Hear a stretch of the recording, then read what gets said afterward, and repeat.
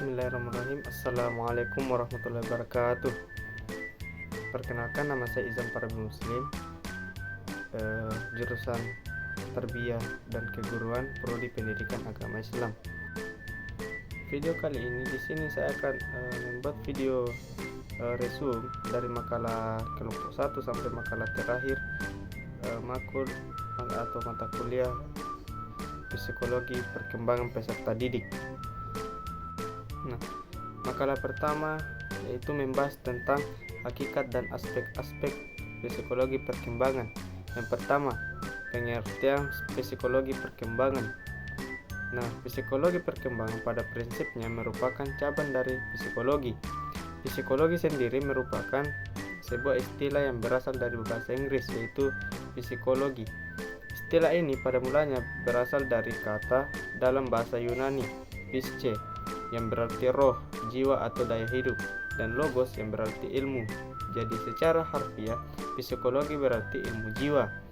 Sedangkan perkembangan adalah perubahan yang ada dalam individu atau organisme menuju tingkat kedewasaannya dan kematangannya, yang berlangsung secara sistematis, progresif, dan berkesinambungan, baik menyangkut fisik maupun psikis. Selanjutnya, hakikat perkembangan. Yang pertama itu perkembangan, pertumbuhan, kematangan, perubahan. Nah, secara garis besar, perubahan-perubahan yang terjadi dalam perkembangan dapat dibagi ke dalam 4 bentuk, yaitu perubahan dalam ukuran besarnya, perubahan dalam proporsi, hilangnya bentuk atau ciri-ciri lama, dan timbul atau lahirnya ciri-ciri baru. Selanjutnya, aspek psikologi perkembangan. Yang pertama, aspek proses biologis, yaitu seperti perkembangan otak, faktor genetik dan epigenetik, dan hormonal dan pubertas. Yang kedua, proses sosial. Yang ketiga, proses emosi. Yang keempat, proses kognitif. Yang kelima, struktur jasmani. Dan yang keenam, fungsi mental. Selanjutnya di sini saya akan membahas makalah yang kedua, yaitu hakikat perkembangan. Nah, perkembangan merupakan proses perubahan yang terjadi pada individu secara bertahap dan berkelanjutan. Perubahan ini tidak hanya mencakup aspek fisik, tetapi juga meliputi aspek kognitif, sosial, emosional, dan moral. Perkembangan manusia adalah sebuah perjalanan yang dimulai sejak konsepsi hingga akhir hayat. Selanjutnya itu ciri-ciri perkembangan. Yang pertama itu bersifat kuantitatif dan kualitatif. Selanjutnya bersifat progresif. Selanjutnya bersifat berurutan. Selanjutnya bersifat terus-menerus. Dan yang terakhir bersifat unik. Selanjutnya faktor yang mempengaruhi perkembangan. Yang pertama itu faktor internal, yaitu seperti genetik, fisiologi, dan temperamen. Selanjutnya faktor eksternal, yaitu keluarga, sekolah, dan masyarakat. Selanjutnya prinsip-prinsip perkembangan. Yang pertama, perkembangan bersifat holistik. Yang kedua, perkembangan bersifat unik. Yang ketiga, perkembangan bersifat kontinu, dan perkembangan dipengaruhi oleh interaksi. Selanjutnya saya akan membahas makalah kelompok 3, yaitu periode dan tugas perkembangan. Nah, perkembangan manusia adalah sebuah proses yang berkelanjutan dan melibatkan berbagai perubahan, baik secara fisik, kognitif, maupun sosial ke emosional. Nah, proses ini terbagi menjadi beberapa periode, masing-masing dengan karakteristik dan tugas perkembangan yang berbeda. Nah, selanjutnya teori-teori utama.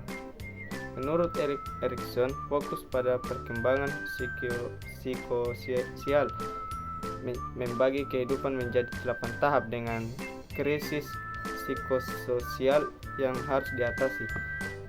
Menurut Jean Piaget, yaitu fokus pada perkembangan kognitif, membagi perkembangan menjadi 4 tahap berdasarkan cara berpikir anak, dan lain-lain. Selanjutnya tugas perkembangan, yaitu kemampuan dan keterampilan yang diharapkan dapat dikuasai pada setiap tahap. Yang selanjutnya, keberhasilan mencapai tugas perkembangan akan membawa kebahagiaan dan kesuksesan, sedangkan kegagalan dapat menyebabkan masalah di masa depan. Nah, yang selanjutnya, pentingnya memahami periode dan tugas perkembangan, yaitu membantu memahami perubahan yang terjadi sepanjang hidup. Yang kedua, membantu mengidentifikasi masalah perkembangan dan memberikan intervensi yang tepat. Selanjutnya, membantu dalam perancangan pendidikan, konseling, dan kebijakan sosial. Selanjutnya, tantangan dan pertimbangan. Yang pertama, variasi budaya dan individu. Yang kedua, perubahan sosial yang cepat mempengaruhi tugas perkembangan. Dan yang ketiga, perlu pendekatan yang holistik dan mempertimbangkan berbagai faktor. Selanjutnya di sini saya akan membahas makalah yang keempat, yaitu faktor-faktor yang mempengaruhi perkembangan, faktor genetik dan faktor lingkungan. Faktor genetik yaitu warisan gen yang diturunkan dari orang tua menentukan potensi dasar individu seperti fisik, kecerdasan, dan kecenderungan terhadap penyakit tertentu. Selanjutnya, batas potensi.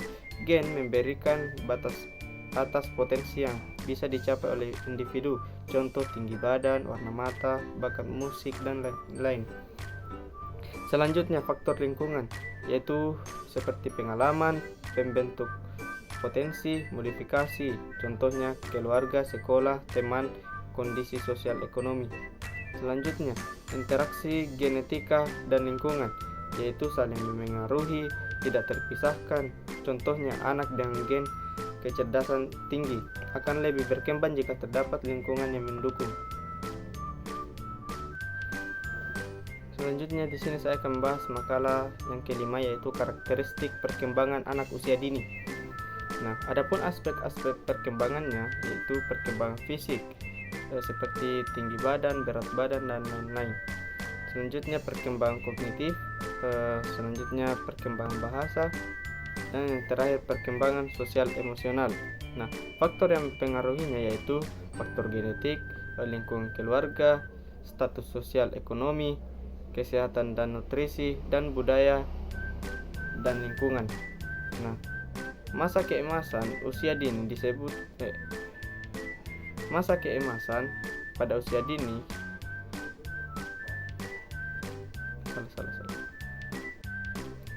Usia dini disebut juga sebagai masa keemasan karena pada tahap ini otak anak berkembang pesat dan sangat rentan terhadap stimulasi. Oleh karena itu, penting untuk memberikan stimulasi yang tepat agar anak dapat berkembang secara optimal.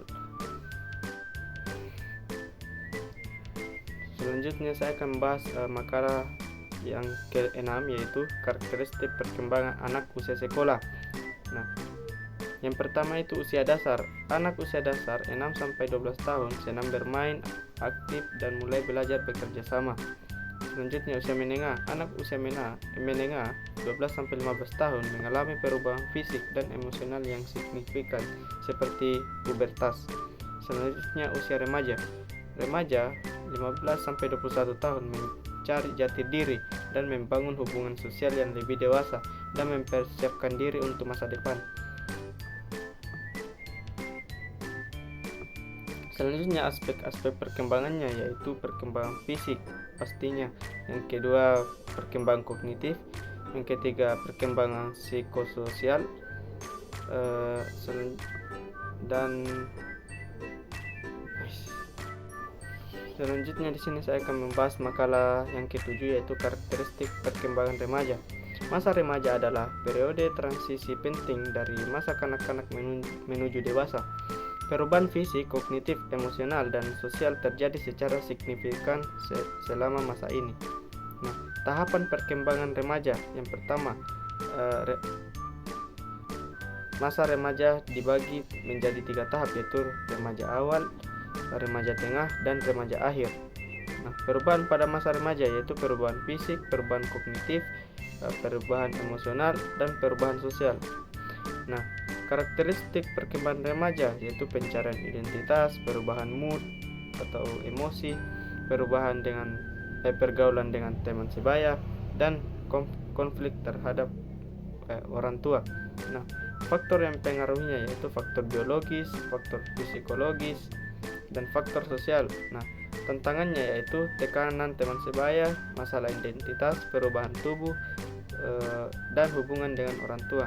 Nah, peran orang tua dan guru yaitu memberikan dukungan, menjadi role model, membuka komunikasi, dan memberikan bimbingan.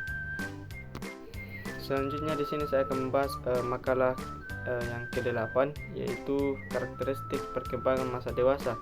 Nah, karakteristik utama masa dewasa yaitu perubahan fisik, perkembangan kognitif, perkembangan emosional, perkembangan sosial, perkembangan psikososial, dan perkembangan profesional dan keuangan.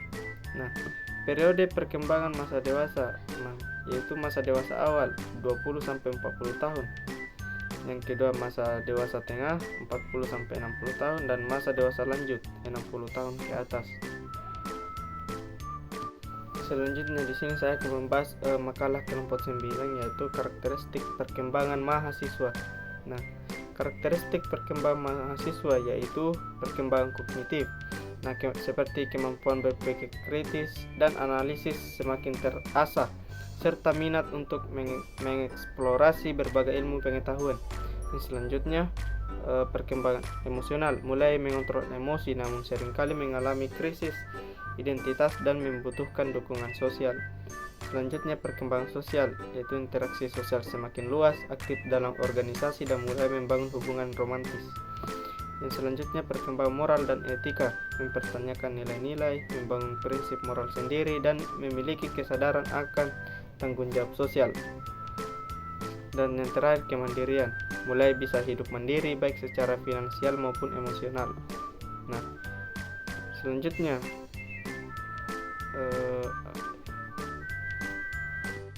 masa dewasa awal sekitar 20 sampai 40 tahun adalah periode yang sangat penting dalam mempersiapkan diri untuk pernikahan. Nah, beberapa hal yang perlu diperhatikan adalah yaitu pemahaman diri, mulai mengenal diri sendiri, nilai-nilai dan harapan dalam pernikahan. Yang kedua, kesiapan finansial. Yang ketiga, komunikasi dan resolusi konflik. Yang keempat, perencanaan masa depan. Dan yang terakhir, keterampilan hidup.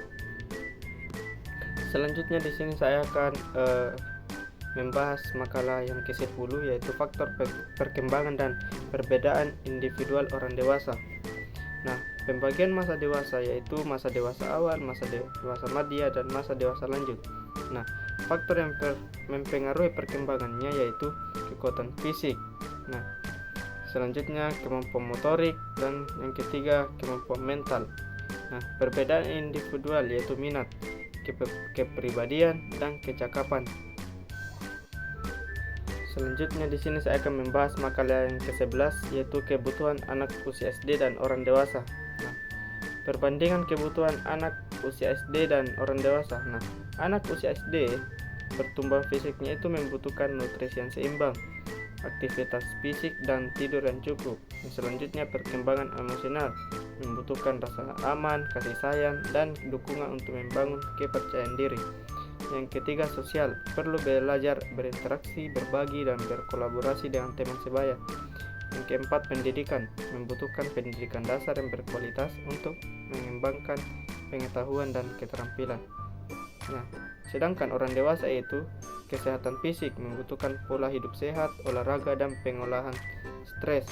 Yang kedua kesejahteraan mental, yaitu membutuhkan dukungan sosial dan kemampuan mengelola emosi yang menghadapi tantangan hidup. Selanjutnya kehidupan sosial, nah membutuhkan hubungan yang sehat dengan orang lain untuk membangun jaringan sosial.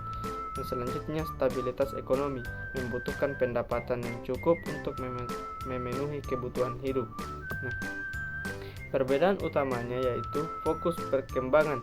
Anak-anak fokus pada pertumbuhan fisik dan sosial, sementara orang dewasa lebih fokus pada karir dan keluarga.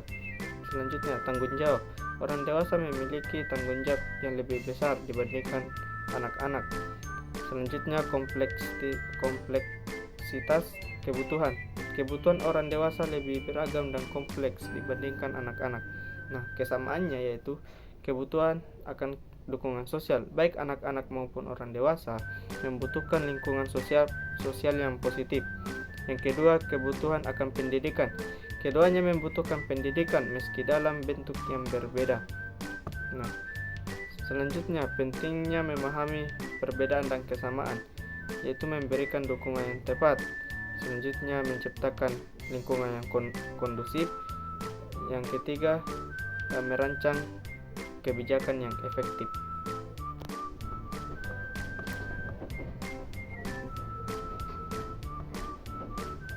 Selanjutnya di sini saya akan membahas makalah yang ke-12, yaitu implikasi karakteristik peserta didik terhadap penyelenggaraan pendidikan.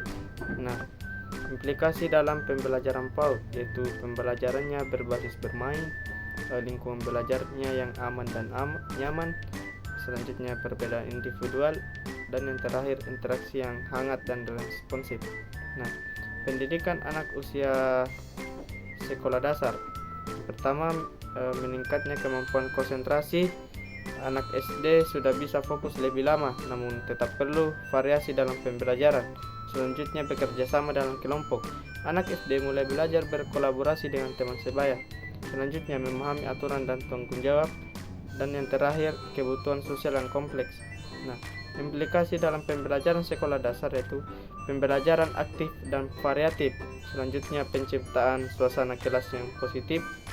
Selanjutnya, perkembangan keterampilan sosial, peran penting orang tua, diferensiasi pembelajaran, penilaian yang beragam, dan motivasi intrinsik. Dan selanjutnya di sini saya akan membahas makalah yang ke-13, yaitu implikasi karakteristik peserta didik terhadap penyelenggaraan pendidikan. Nah, karakteristik peserta didik dan implikasi pada pembelajaran. Yang pertama, anak usia menengah pertama 12-15 tahun, yaitu perubahan fisik dan kognitif. Pubertas mempengaruhi konsentrasi dan energi, mulai berpikir abstrak dan logis. Selanjutnya, pencarian identitas, sangat dipengaruhi teman sebaya dan mencari jati diri. Selanjutnya, perkembangan emosional. Selanjutnya, keterampilan sosial, dan yang terakhir, kemandirian dan motivasi. Nah, implikasi dalam pembelajarannya yaitu metode pembelajarannya interaktif, berbasis proyek, dan melibatkan teman sebaya. Selanjutnya, dukungan emosional, menciptakan suasana yang aman dan nyaman untuk mengekspresikan perasaan. Selanjutnya, fokus pada relevansi, yaitu hubungan materi pelajaran dengan kehidupan nyata. Dan yang terakhir, dorong kemandirian, yaitu memberikan kesempatan untuk belajar secara mandiri. Nah, selanjutnya untuk orang dewasa, yaitu pengalaman hidup. Pengalaman menjadi dasar untuk memahami konsep baru. Selanjutnya, motivasi intrinsik, belajar karena kebutuhan pribadi dan relevansi dengan kehidupan. Selanjutnya, kemampuan kognitif, berpikir kritis dan analitis, namun bisa terpengaruh oleh faktor usia.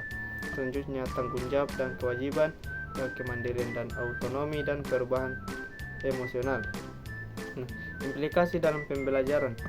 Pendekatan andragogi, yaitu belajar berbasis pengalaman, relevansi, dan fleksibilitas.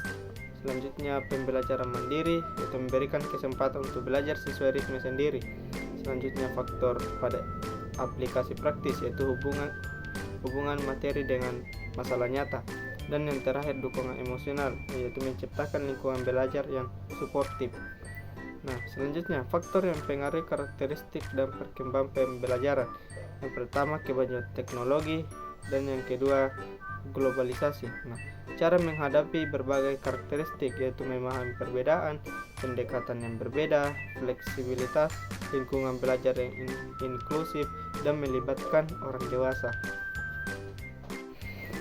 Mungkin itulah video yang sempat saya buat pada hari ini.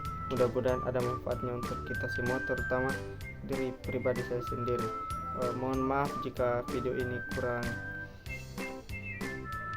dipahami, karena itu datangnya dari diri pribadi saya sendiri. Sekian, assalamualaikum warahmatullahi wabarakatuh.